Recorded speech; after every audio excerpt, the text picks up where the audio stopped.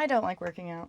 I really never have. You have to trick me into it. It needs to be something that's really fun. Zumba, the Zumba craze was probably the best hack to get me to go and work out because it was so much fun. Like I got to dance and be with my friends. I can't run. I have tried. And I'm just miserable whenever it happens. I like to say that it's because I don't have time or I just can't handle one more thing on my to-do list. But the reality is that I prefer to breathe. On top of that, if you work from home or if you homeschool, your energy is already being spent all of the time. Like I'm chasing two kids. If we're going somewhere, I'm moving my body.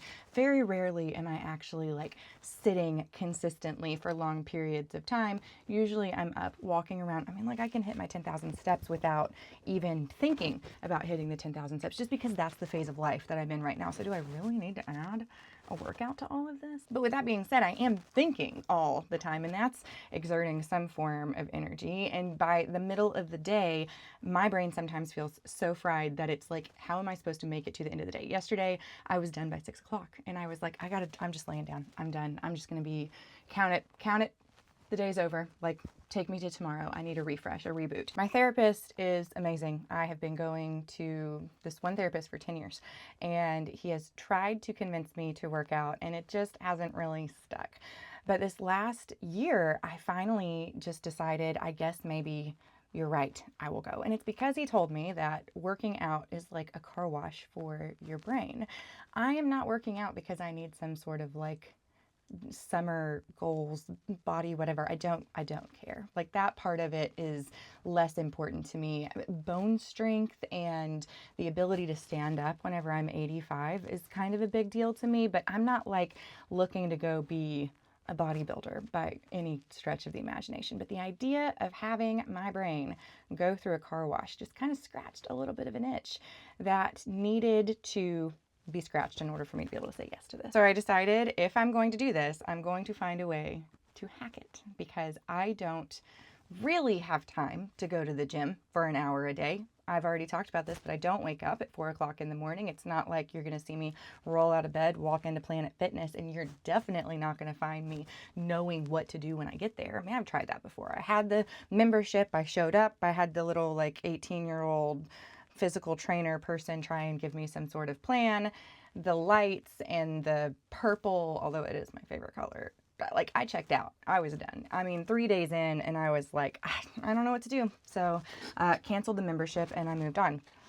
I have a friend in Tullahoma who owns a gym called IQ Fitness, and it's like AI machines. And that's when another little light bulb went off for me because I love AI and AI feels like a hack. So why don't I try this?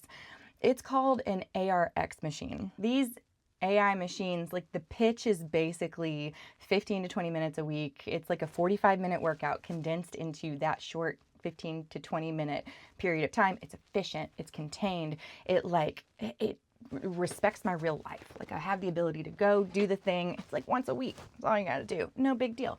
I thought I can handle this. I can do anything for 15 minutes.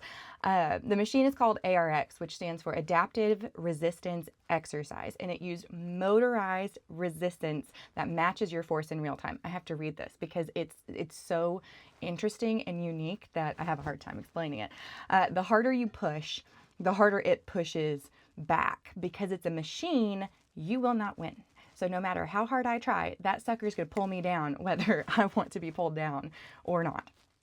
There is no coasting and there's no momentum. So like whenever you are doing like a lift with weights, you're using your force to pull it up, and then gravity helps you on the way down. That is not the case with this. You are fighting it the entire way up, and then you're fighting it the entire way back down.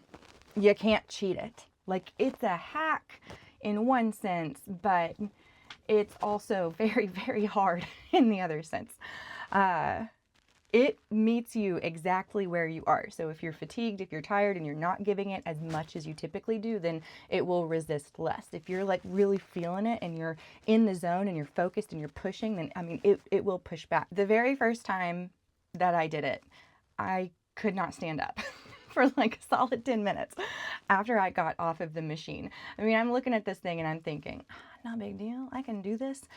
And then my body is like physically shaking by the end of this little teeny tiny workout. It works muscles that I didn't know existed. It uses your brain to activate muscles that aren't used to doing workouts in this way. And it's like the pushing and the pulling of it is what requires your brain to fire off different kinds of messages.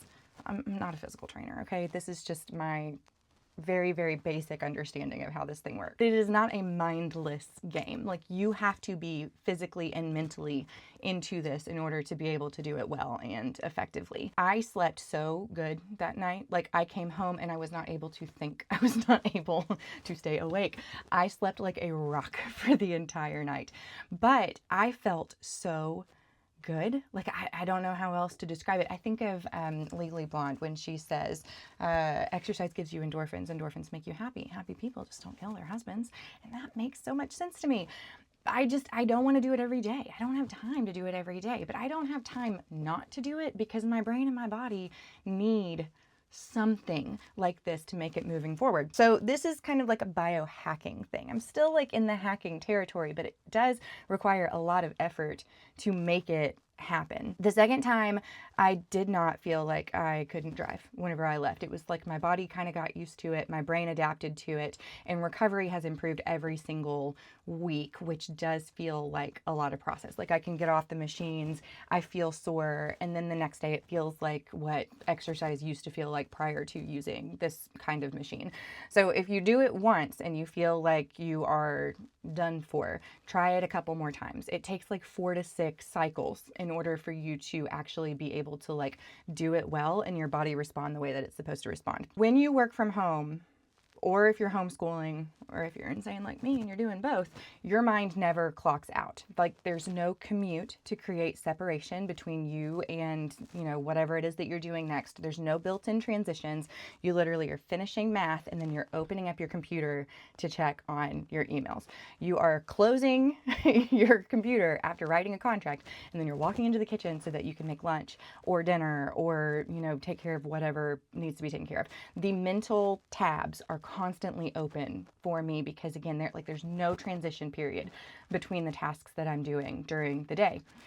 I don't go to work out now or use the ARX machine because I'm chasing some sort of like really ripped body. I use it because my brain needs that super hard reset. 20 focused minutes where the only instruction is push, pull, maybe you should breathe a little bit, and then finish. That's it. That kind of intensity forces everything else in my brain out of the room. Like, it is the best thing that I could do for myself. There was one day where I didn't want to do it. Like, I was so busy and I just thought, I don't have time to make this happen. And then a second later, I thought, it's literally 20 minutes and it's like 10 minutes from it's 10 minutes round trip from my house. So like 30 minutes total. I don't have time to stop for 30 minutes. And I actually stopped and I went, which has never happened before. Like, especially with working out. If I have to go to the gym for an hour and it takes me time to get ready, and then I go to the gym and I have to work out and do the thing, and then I have to leave the gym and I have to think about what I'm supposed to do the whole time, it's not gonna happen. It's not working. This has been, for lack of a better word, a game changer for me in terms of working out and feeling like it's something that is sustainable. On days where I feel foggy or scattered, I will walk out of there feeling clear. I know at first I said, like, the first time I did it, I couldn't think, like I had no brain cells. At this point now, because I think everything has clicked, I walk out more clear-headed. I will be frustrated about something that's happening. I'll go in there. It'll take me 20, 30 minutes to get through it. And then by the end of it, I feel a whole lot more clear on what I need to do. That's physiology. The intense resistance is triggering neurological and hormonal responses that sharpen my focus and stabilize my mood, as much as I hate to admit it. This is such low pressure working out for me. Like, there's this intensity that I feel around going to the gym and working on your fitness and kind of making it this sort of like icon or idol in your life. But for me, this kind of movement is for the person who doesn't need another like aesthetic goal. I just need cognitive margin. I need to be able to honor my body and my mind without having to carve out 2 hours that I don't have to make that happen. I need a reset button that I can actually reasonably press a few times a week without feeling like I am derailing all of my goals to make it happen. And in choosing to honor my body and my brain like this, I'm choosing to be better for my family, to be able to show up in my work better, to be able to show up in homeschool better, in life better. My body has the ability to move better than before. My sweet grandmother passed away because she couldn't get out of her car at, in the Sam's parking lot, and she fell and broke her ankle, and that was the beginning of the end for her. I don't want that to be my future. I want to be able to move in and out of vehicles, to get up and down for the rest of my life so that I can be present, active, and there for my family. I want my brain to be firing on all cylinders so that when the hard things happen, I can respond in a way that makes sense to the situation, so I don't feel defeated and broken and like I can't fight through it. I can fight through it. I can do the hard thing. If you've been trying to make yourself want to work out for the wrong reason, you have to reframe it. You can't ask, will this change my body? You need to ask, will this steady my mind? Is this the car wash for my brain that I really need? Long term, this is part of the engine. Like, this isn't just the fuel that gets me going. This is like integral to the parts and the systems of the vehicle that I'm trying to get from here to there. I'm not trying to fit into some sort of trend of working out, and it's not punishment. It's maintenance for me, the person who is running the business and my home. And I'm hoping that it creates sustainability, but like with a pulse,